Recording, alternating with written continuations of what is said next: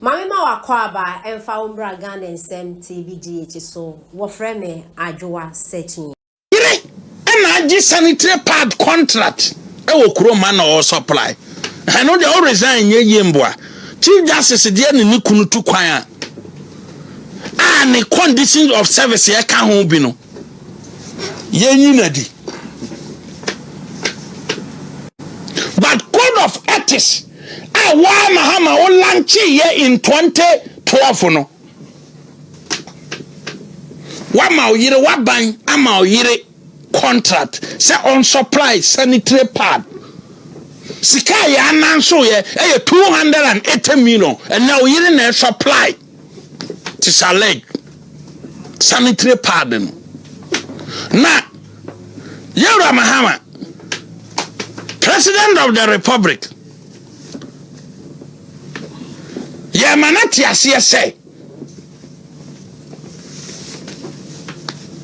Now on tie say. So taking this is you know the break Ghana for na adwene say. Ghana for yen kwasiafo a. Yes, me ameti a ono an ka say me kwasia me gitum. Na mo madwen ye adwuma. Wo mra wo begina ha ka kire say ye free bibi free sanitary pad. Enkura omo kwatwere BC omo ye 600,000.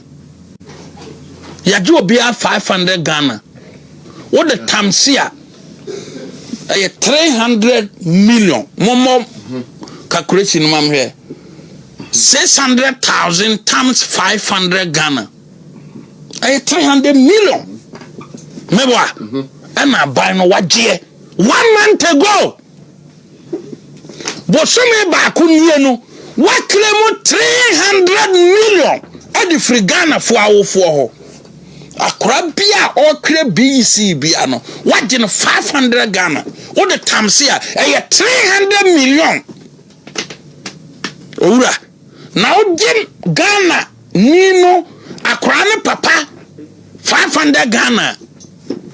Now the quarter sanitary pad there cost 280 million. We are a supplier. Oh, Baba catches a sanitary pad no.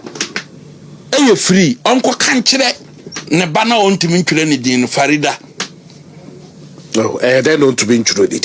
Uncle can't no. Said ne bana on to me din no. And Uncle can't say sanitary pad in ye free. And a sanitary pad no on chebi money but Farida no more. On one family because you're free. And to another year, almost supply no. One country almost say sanitary pad no, free. Now, more Pia Bontina, more for Presta, and Taro Mano. Omonko country be as a sanitary pad, free because yes, I'm a good animal say. No country no make catch us a woo bonaman, yes, Mama. It's not just based on the Sikana, what did you know? Previously, then another. Ya kwakotron social on GOBSika for the past almost 8 years no crowd when they'll be a first in the never and buy no baby free and I buy no Sandiaba. Yes, Akrabia to 500 Ghana. None more register and 600,000. It will be a 500 Ghana. So the Tansia 300 million. 1 month ago, and you get a crowd 500 Ghana. Now come market na sanitary pad. 18 series. Ani, yes, it's queen the any 50 Ghana. Meboa. Yes, it's queen the ano. Yo was like queen sanitary pad. Yes, I dear be an grade here. Oh. I said, I don't yes, 20 Ghana, 25. Yeah. South Atoma. Oh, Bidim Bibo. Oh, Bidim Bibo. Sire Queen, the other crown, water 50 Ghana. What pocket 450 Ghana? anti free ni mane because me a wo de ade na bre me no waje me 500 Ghana nanra wakwa gina simpie so e ka kire Ghana for say me the free sanitary pad aba and na me ba bo Ghana for man ye say e tro na Mahamadi ye no on fa free sanitary pad bi anye den emaye etu so nya kwanya enkra na me dia so afam framanu kwabona man ye say na na chia me waba o man ye ne kwamba fo say me mebo man ye say no awudi tro to where you're robbing Peter to pay Paul. Exactly. Your friend dig hole cover hole. I said, I don't yes, this one. 20 Ghana, 25. Yeah. South Africa. Oh, Bidimbibo. Bidimbibo. Oh, Bidimbibo. Sile Queen Diano Crana water 50 Ghana. What pocket 450 Ghana?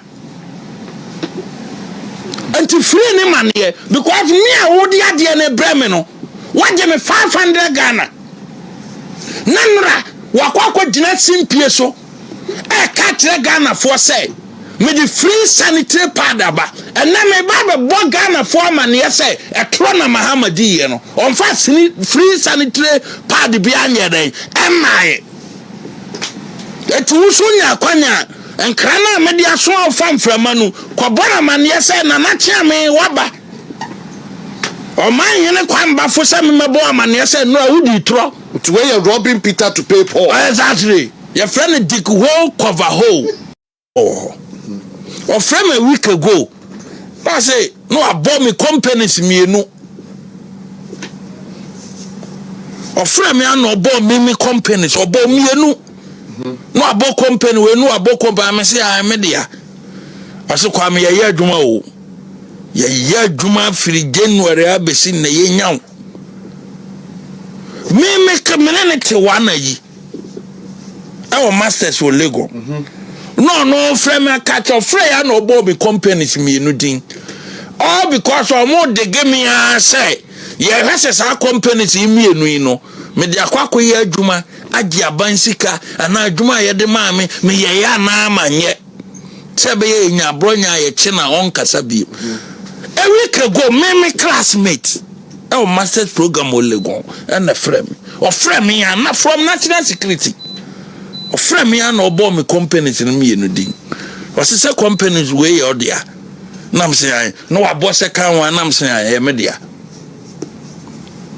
oh because omo wa adwene bi say ebia na MPP wa power no me de sa companies ni mienu anya sika se tam to ma digia de yen se ja kwa na life man ye nya no nche no o ma digia ndege kra emfa tini asese menka